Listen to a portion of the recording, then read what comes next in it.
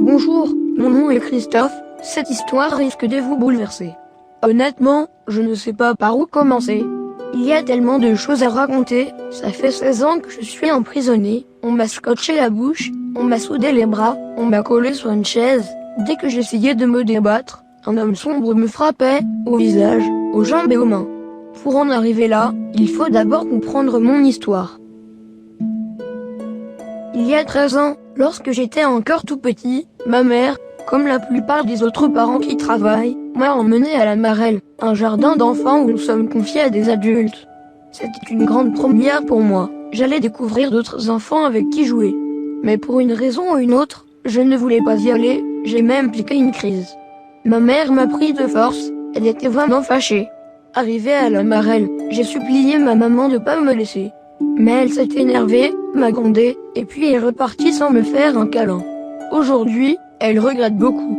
Elle pense qu'il n'a pas fait comme tous les autres parents, faire un câlin à son fils pour lui dire au revoir, ou même pour lui rassurer que tout allait bien se passer. Quelques années plus tard, j'ai commencé l'école enfantine. Cette période a été horrible, a marqué ma vie d'enfance. Pour tout vous dire, je ne m'exprimais tout simplement pas en classe. Les seules choses que je savais faire, c'était de tourner la tête pour dire oui ou non, sinon j'étais muet. C'était jusqu'à un tel point que les maîtresses s'énervaient contre moi. Elles ne comprenaient pas pourquoi je ne parlais pas. Cette phrase, qui restera gravée dans ma mémoire, à chaque fois, elle me posait cette question, à laquelle je murmurais ou ne répondais pas. « Christophe, je peux savoir pourquoi tu ne parles pas ?» Je pense que pour les maîtresses, un garçon qui ne répond pas à des questions toutes simples, c'est qu'il est mal élevé. J'avais de la chance que personne ne se moquait de moi, les enfants pensaient que j'étais normal, et qu'il y avait un muet dans toutes les classes. Mais bon, si personne ne me dérangeait, c'est plutôt positif, non? Un jour, lorsque je rentrais de l'école, j'ai pris l'ascenseur. Quand je suis arrivé à mon étage, j'ai sonné plusieurs fois à la porte de ma maison. Personne ne m'ouvrait, ma maman était soit en train de dormir ou qu'elle était encore pas arrivée du travail. Soudain, une dame est sortie de l'autre appartement. Elle tenait un enfant plus petit que moi. Elle se dirigeait vers l'ascenseur, puis elle m'a dit bonjour, j'ai murmuré. Comme elle ne m'a pas entendu, elle a répété bonjour et j'ai encore murmuré. Elle commençait à m'embêter celle-là. Excusez-moi, ce que vous allez entendre risque de vous choquer. Le petit a subitement demandé à sa mère, maman, pourquoi il dit pas bonjour? Je les ai regardés, les portes de l'ascenseur commençaient à se fermer et elle a répondu fermement, parce que c'est un enfant mal poli. Cette phrase était un coup de poignard, gravé dans mon esprit. Comment cette femme peut-elle dire à son fils une telle chose pareille? Cette phrase signifie mon enfance. Maintenant, à chaque fois que je vois une dame tenant un enfant dans ses bras, je repense à cette histoire. Alors, hier c'était dimanche. Et donc hier, on n'avait pas d'école. Et vous allez me raconter ce qui s'est passé dimanche. Qu'est-ce que tu as fait, Joaquin? Maman. Tu es resté à la maison avec maman? Oui. Tu as joué? Et papa. Eva? Eh ben tu sais, moi je regarde les animés Peppa Pig. Et Antoine, qu'est-ce que tu as fait dimanche? Je joue avec mon frère Simon. Agathe, qu'est-ce que tu as fait? Bah moi je joue à la maison. Tu as joué à la maison. Et Rose, qu'est-ce que tu as fait? Je regardais la télé, je regardais Heidi. Et Cataleya, qu'est-ce que tu as fait dimanche? Tu as joué avec ton frère?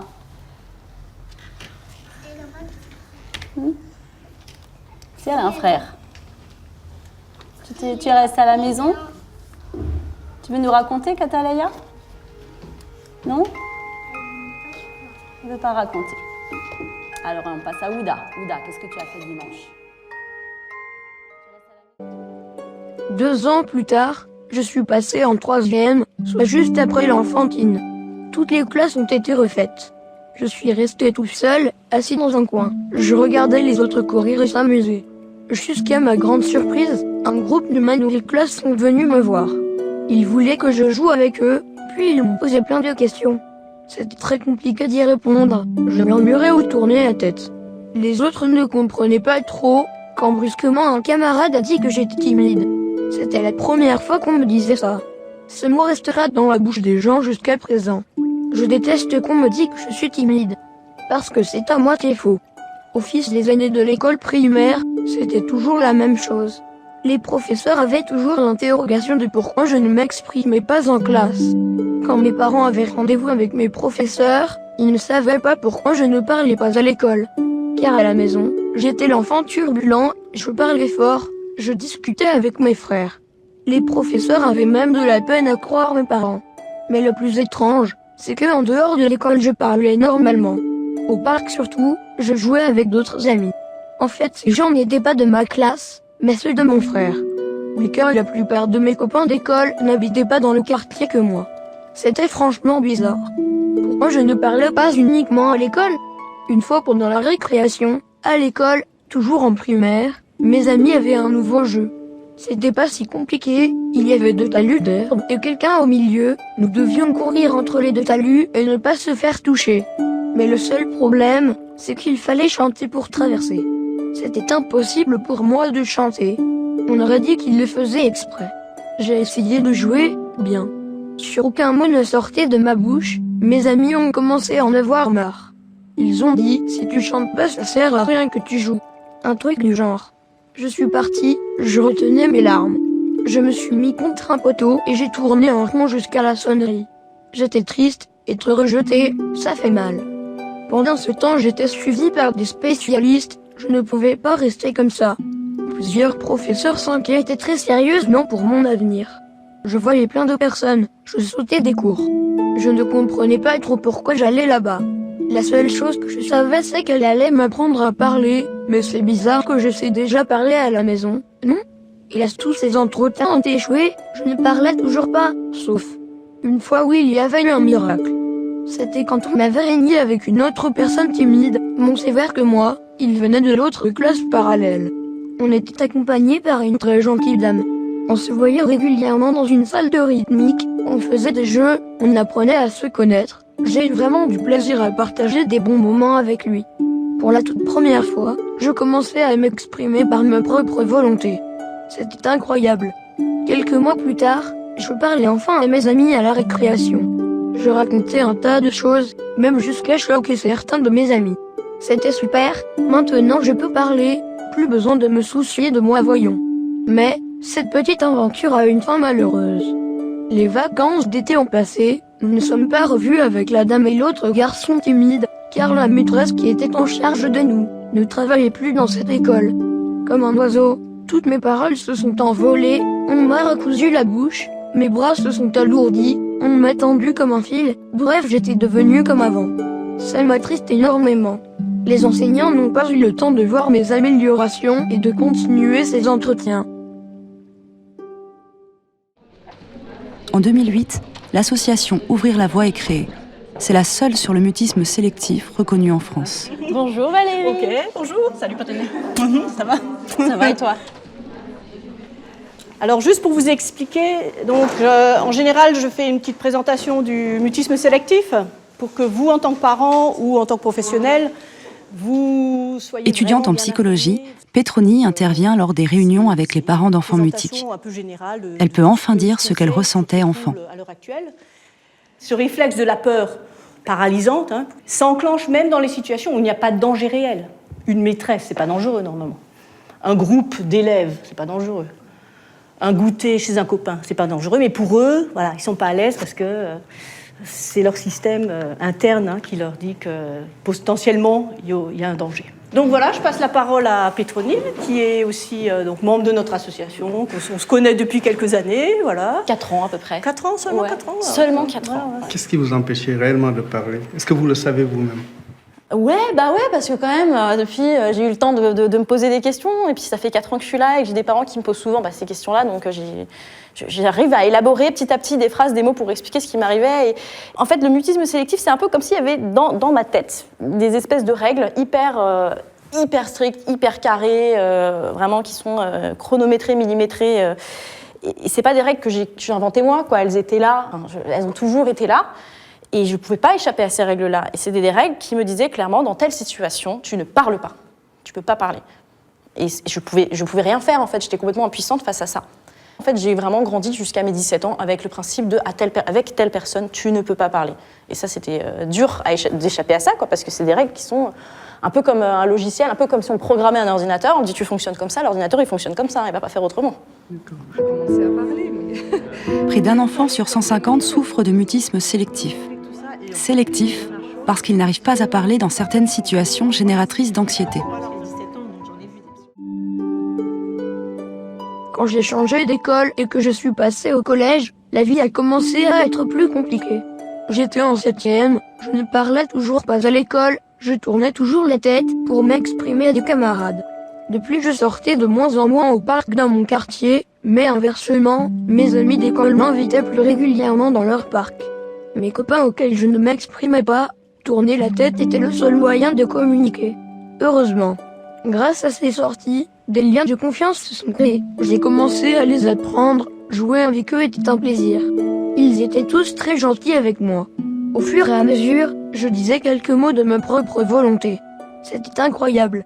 Les mois passaient, et j'allais souvent après l'école jouer avec eux. De plus en plus je parlais jusqu'à un tel point qu'on ne pouvait plus me différencier que j'étais timide. Mes amis ont remarqué et ils m'ont félicité, j'étais content de moi. À la fin de l'année, je discutais comme un enfant normal. L'histoire devrait se terminer ici ? Non, malheureusement je ne m'exprimais toujours pas en classe. Putain, pourquoi ma bouche ne s'ouvre pas quand j'en devrais avoir besoin ? Pourtant, je ne faisais pas exprès. Mais maintenant je me rends compte de la gravité de ma situation quand je parle à mes amis. Je ne ressens pas la même voix qu'à la maison. C'est un peu dur à expliquer, mais ma voix était forcée, elle ressemblait à un robot. De plus je ne parlais uniquement à mes amis, les autres ma voix restait bloquée. Aussi une autre chose s'est aggravée. Le collège m'a peut-être fait grimper d'un pilier, maintenant je pouvais parler à mes amis, mais je suis redescendue à la fois. C'est triste à dire, mais je me suis renfermée dehors. J'avais peur de sortir, surtout de voir quelqu'un de ma classe. Je ne voulais pas qu'il me voie parler avec ma vraie voix. Ça me terrifiait. Je détestais aller faire les magasins, car à chaque fois que j'y allais, je voyais toujours un camarade. J'étais tellement effrayée que parfois, je me cachais derrière mes parents discrètement. Bien sûr, j'étais toujours suivie.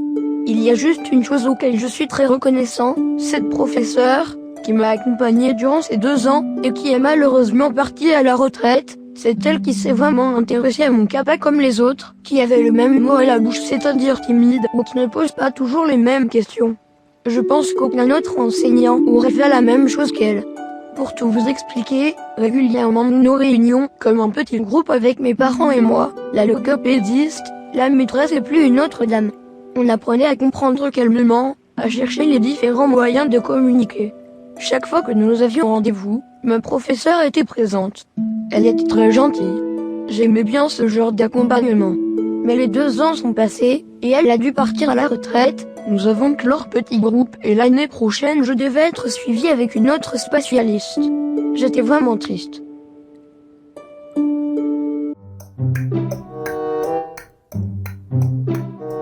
Tais-toi!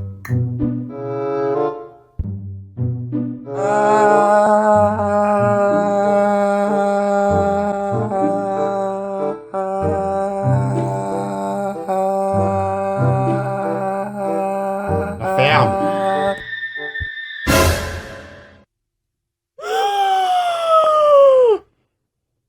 Vous avez entendu?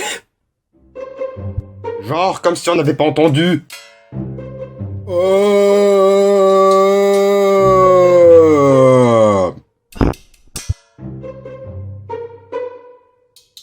Ça va peut-être vous changer d'humeur si je vous dis que Léa est en danger.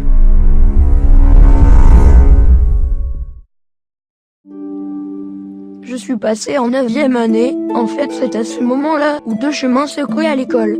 La voie pré-gymnasiale pour les études, ou générale pour l'apprentissage. Moi j'ai continué dans la voie générale. La 9e m'a aussi marqué, je vais vous expliquer quelque chose.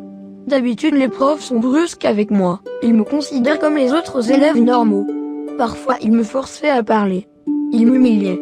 Par exemple, quand nous révisions les verbes en classe, chaque camarade devait lire à haute voix la conjugaison, et moi le verbe que j'avais toujours c'était crier ou parler. Quel est le but? C'est pour m'embêter ou quoi? J'en avais marre. Mais la chance est arrivée. Le nouveau professeur que j'avais était au courant de mes difficultés. Il m'a accueilli gentiment sans me brusquer. Au début j'avais eu peur. Car tout le monde parlait de lui et était très réputé, C'était comme le gardien de l'école. À chaque fois qu'il y avait une bagarre, à la récré, il était toujours là pour intervenir. Il haussait le ton quand il était en colère. J'étais effrayée quand je suis arrivée dans sa classe. Mais au fil des semaines, les critiques qu'on lui faisait n'avaient rien à voir. Bien au contraire, c'était le seul professeur qui savait me faire déstresser. De toute mon enfance, je n'ai jamais croisé un maître qui savait ce que les timides souffraient réellement. Il disait toujours que tout allait bien, et était calme. Quand j'avais la parole pour répondre à une question ou faire un exercice, on me laissait toujours le temps pour y répondre calmement. C'est même lui qui me le disait. Prenez votre temps. Une fois je devais faire un exposé avec un ami, c'était la première fois que je devais présenter devant toute une classe. J'étais très stressée, mais les paroles du maître m'ont apaisée. Il disait que je devais prendre le temps pour m'expliquer et que tout allait bien se passer. Mes jambes n'ont pas tremblé. Wow, en tout cas un grand merci. Je sais pas pourquoi, mais toute bonne chose qui m'aide à progresser a une fin rapide. À la fin de l'année, je devais passer la 10e année dans une autre classe car j'avais obtenu d'excellentes bonnes notes. Je restais toujours en voie générale, mais en section supérieure. Un changement de classe indique que je n'aurais plus ce professeur, ni mon ami qui se trouvait aussi. Je n'étais pas trop triste car à la fois je progressais à l'école, et puis il n'y avait pas de bons camarades. Heureusement que je connaissais nous deux personnes dans l'autre classe. Étant petite fille, toute petite, j'avais des attaques de panique à chaque fois que j'essayais de parler, en fait. Et une attaque de panique, c'est quelque chose d'hyper dur, hein, c'est vachement violent hein, comme sensation. T'as le cœur qui accélère, tu te mets à transpirer, t'as chaud, enfin tu passes de chaud au froid tout le temps. Ton corps il est mis dans une épreuve qui est vachement dure. Ça, c'est ce que je ressentais étant gamine à chaque fois que j'essayais de parler. Donc en fait, si dès que tu essayes de parler, tu ressens ça, en fait, très vite, t'arrêtes d'essayer de parler, quoi. Tu ne prends même plus l'initiative de parler. T'as une espèce de filet invisible qui te maintient et qui t'empêche de profiter de la vie, quoi.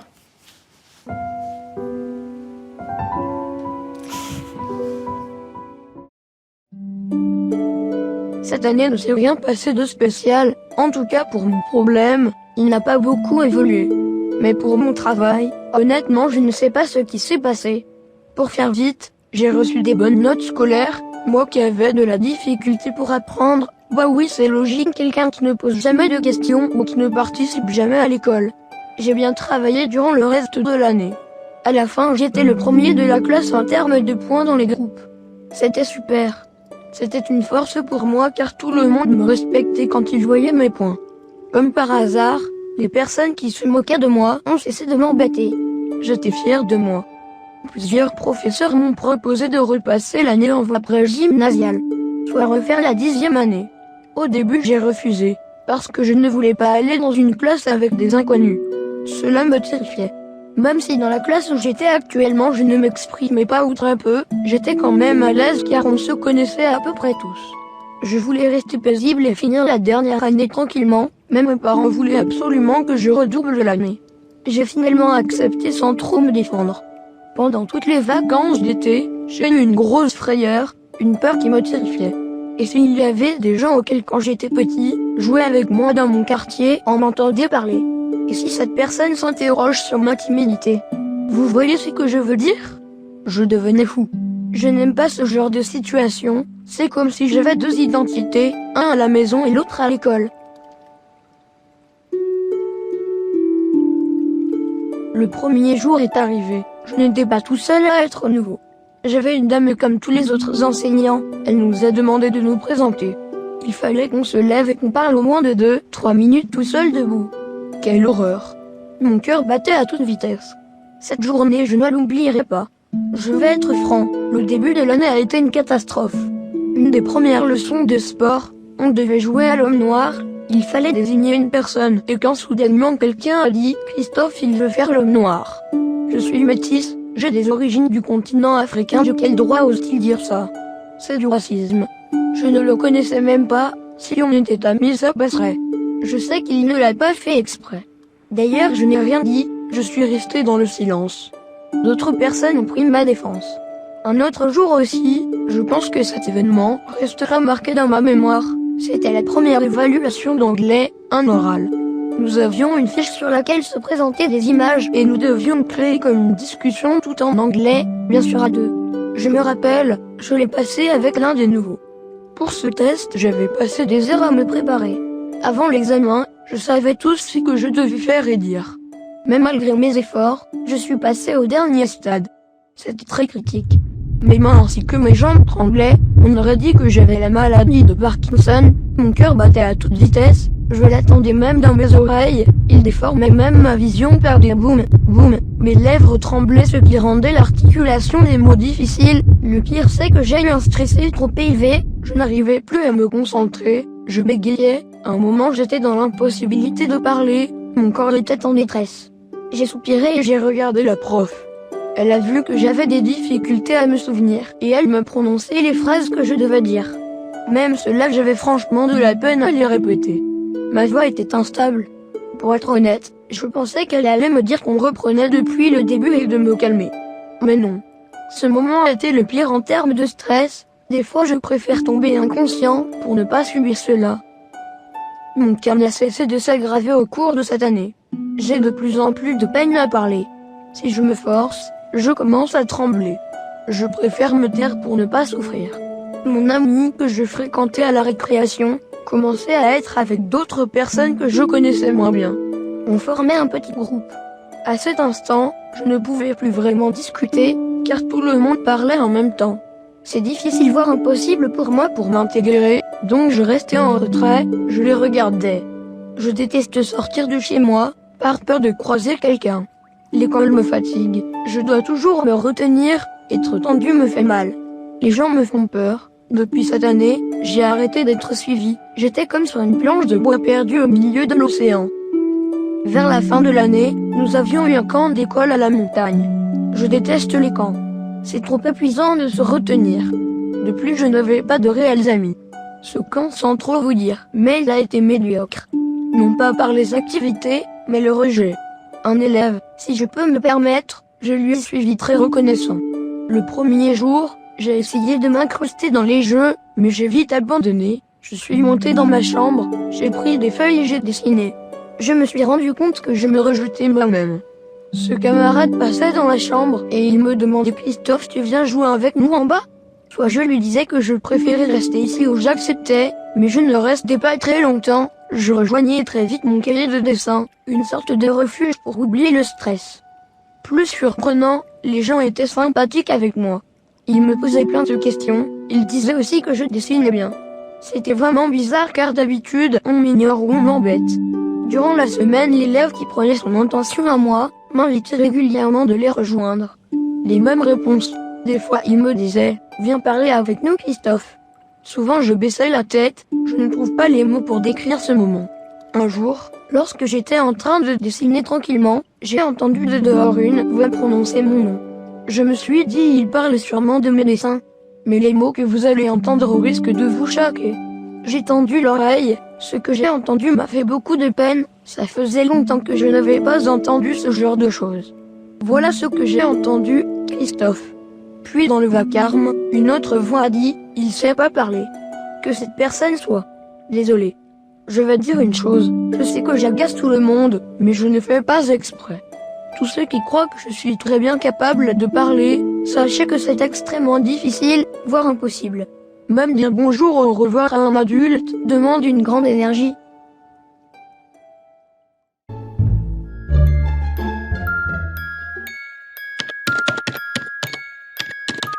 Qu'est-ce que tu fais?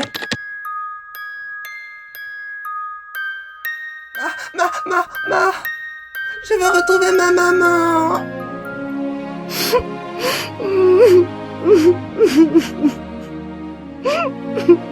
Y a aucune raison de pleurer. Je suis sûre que ta maman, là où elle est très bien. T'es sûre?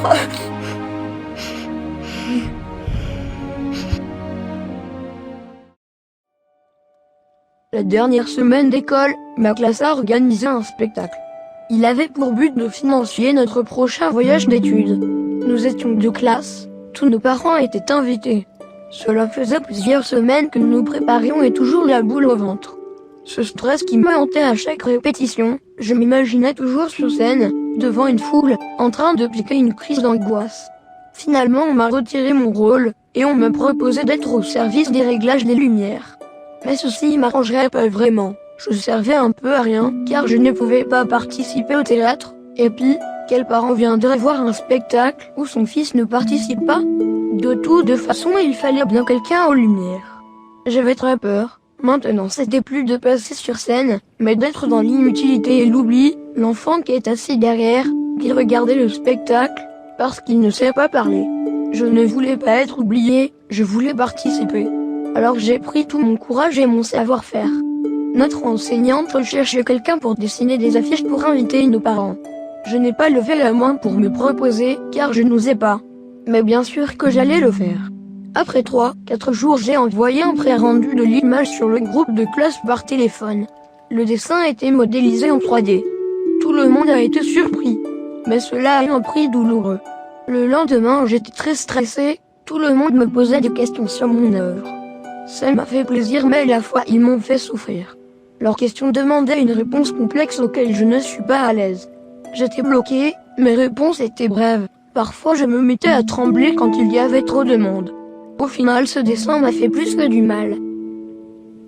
Il y a pas très longtemps, j'ai découvert en naviguant sur internet, une jeune fille qui donnait témoignage et qui était aussi très timide à l'école. Elle avait les mêmes symptômes que moi. L'émission parlait du mutisme sélectif. Je n'avais jamais entendu ça parler auparavant. Je me suis renseignée sur internet. Et comme vous le pensez, je suis atteinte de ce trouble. Personne ne m'a jamais dit que je souffrais du mutisme sélectif. Aucun spécialiste n'a su dire ce que j'avais. Seulement, la plupart des gens ne connaissent pas cette anomalie. Je suis restée dans le silence, dans l'oubli. La vision de mon enfance est malheureuse. Quand vais-je sortir de cette prison? Que va-t-il arriver l'année prochaine? Quelqu'un va-t-il m'aider? Vais-je devoir me débrouiller? J'ai peur. J'ai l'impression d'être un intrus dans cette classe. La pire qui ralentit tout le monde. Heureusement, on m'oublie très vite. C'est bientôt la rentrée. Je serai tout seul. Je fais cette vidéo pour partager mon histoire. Pour être honnête, j'en avais marre de garder tout cela pour moi. À chaque fois qu'un camarade me posait la question pourquoi j'étais timide, j'étais sans réponse. Ça me fait beaucoup de peine. Si toi aussi tu souffres du mutisme sélectif, n'hésite pas à le partager dans les commentaires.